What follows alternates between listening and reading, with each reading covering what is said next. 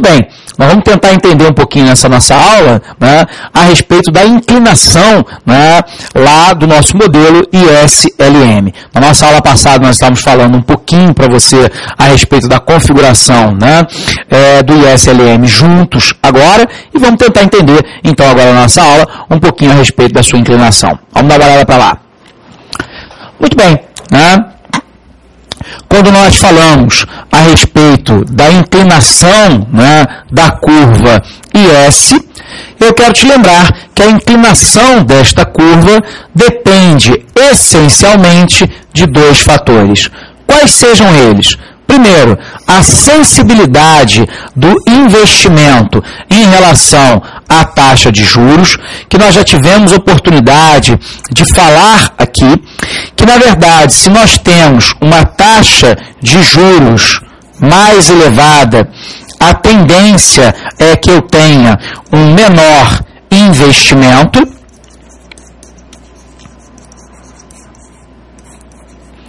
E, por um outro lado, né, nós temos um outro elemento, que é a propensão marginal a consumir, ou seja, o multiplicador de gastos.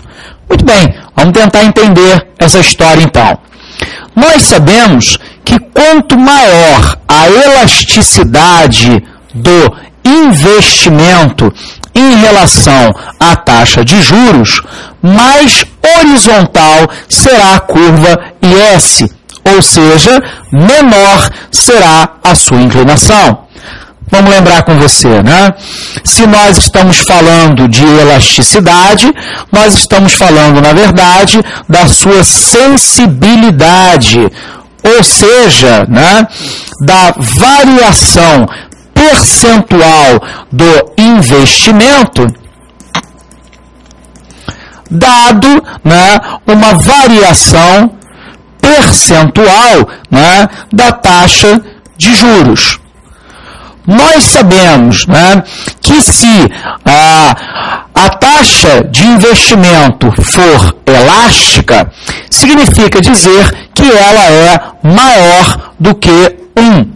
Resultado, uma elevação na taxa de juros significará imediatamente uma redução percentual mais elevada da taxa de investimento.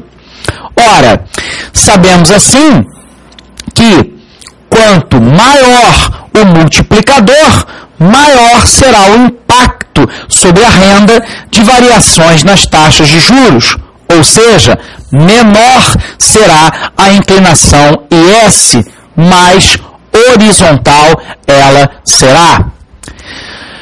Bom, nós temos ainda os fatores de deslocamento da curva IS. A posição da curva IS, obviamente, que vai depender do volume de gastos autônomos, nos quais se incluem o consumo e o investimento autônomo. E, óbvio, os elementos da chamada política fiscal, com destaque para os gastos públicos.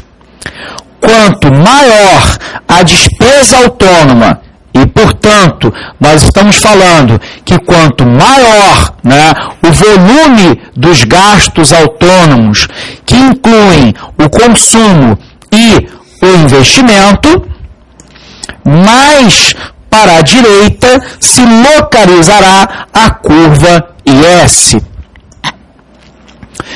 Nós sabemos que o montante do deslocamento será dado pelo multiplicador vezes a variação na despesa.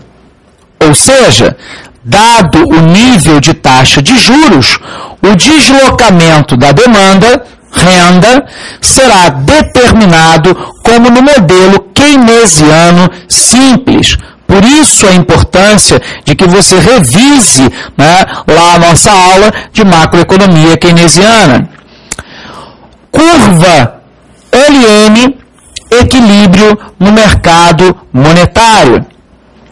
Observe, consideramos que existam dois tipos de ativos na economia, nos quais os indivíduos alocam a sua riqueza. de um lado, nós temos a moeda e do outro lado, os títulos. A característica do primeiro é possuir liquidez absoluta, mas que não rende qualquer tipo de juros.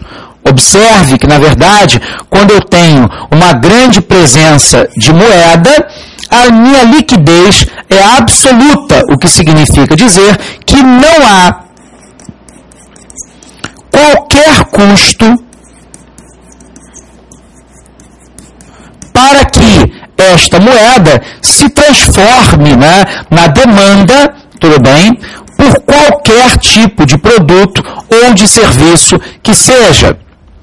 Porém, qual é a afirmação que se faz? Ela não rende qualquer tipo de juros.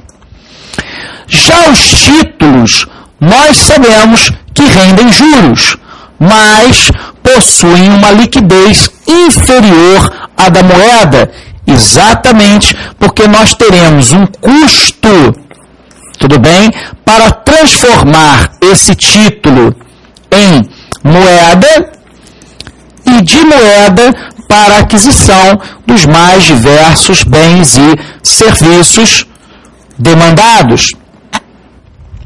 Tradicionalmente, como formulado por Hicks, lá em 1937, nós vamos considerar, né, apenas o mercado monetário.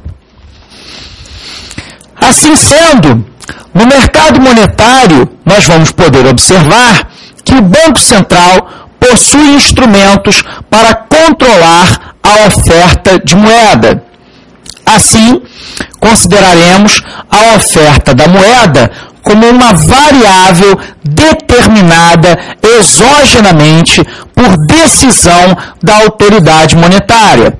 E aí vem a sua pergunta: como que o Banco Central, na verdade, né, controla a oferta de moeda?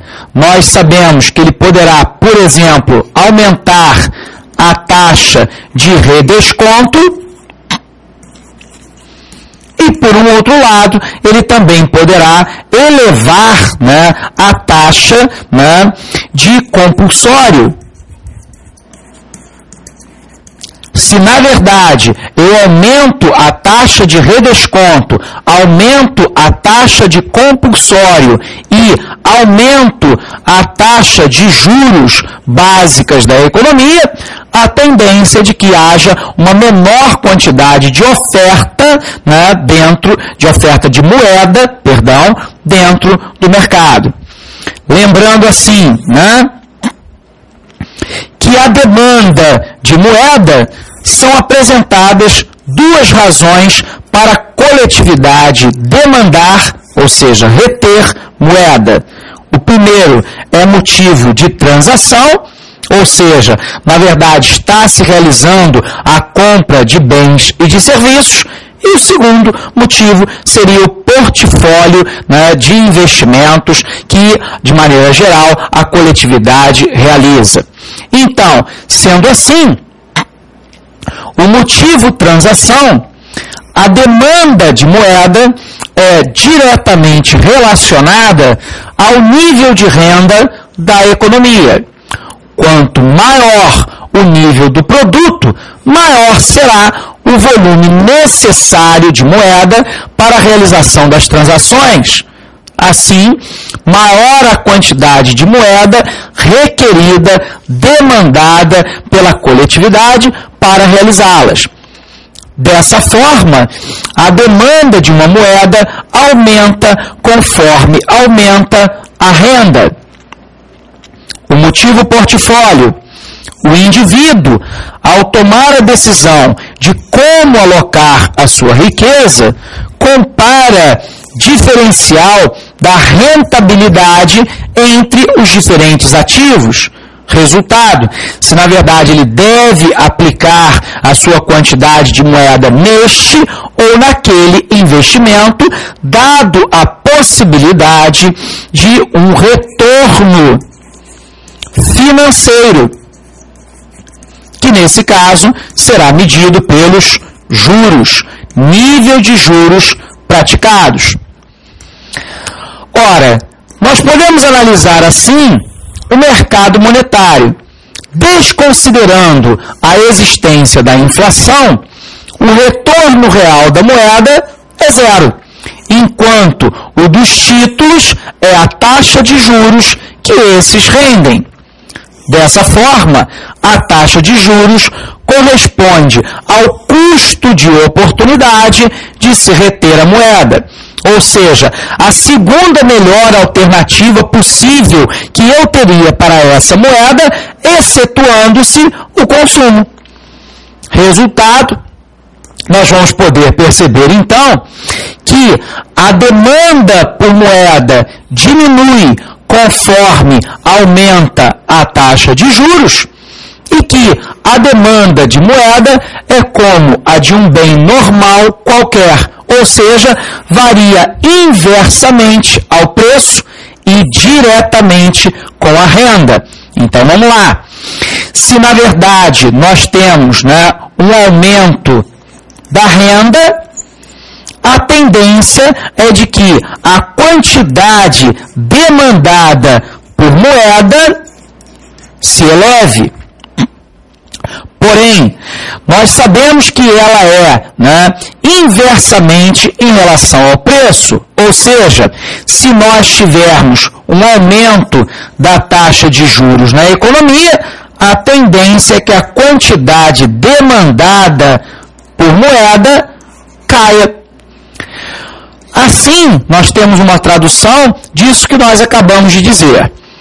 A demanda de moeda é como a de um bem normal qualquer. Lembrando que nós estamos assinalando aqui um bem normal. Aquele bem normal, você se recorda das aulas de microeconomia da professora Amanda, nos diz que, dado um aumento de renda, aumenta-se a quantidade demandada a cada preço dado. Ora, nós vamos poder perceber que, na verdade, nós temos agora um entendimento um pouco mais assinalado a respeito da curva ISLM. E na nossa próxima aula, então, nós vamos poder fazer um fechamento desse assunto, que é um assunto que nós já dissemos para você, muito cobrado em prova, e que, portanto, talvez num curso futuro, aí com várias baterias de exercícios, a gente possa sanar eventuais dúvidas. Ok? Forte abraço para você e até a aprovação.